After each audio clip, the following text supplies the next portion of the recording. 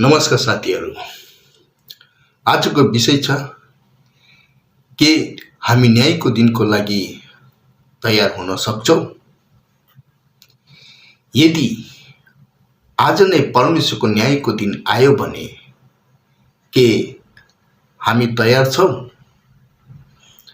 बाइबलले भन्छ हिब्रू 9:27 मा मानिसलाई एक पटक मर्नको लागि ठहराइएको छ, त्यसपछि न्याय हुन्छ।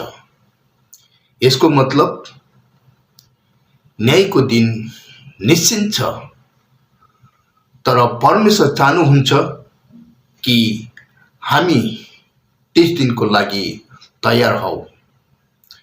बाइबलमा परमेश्वरको वचन एमोस 4:12 ले भन्छ,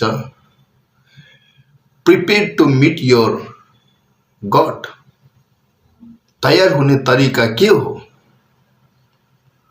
परमेश्वरलाई खोज्नु, पापबाट फर्किनु र यीशु ख्रीष्टमा विश्वास गर्नु।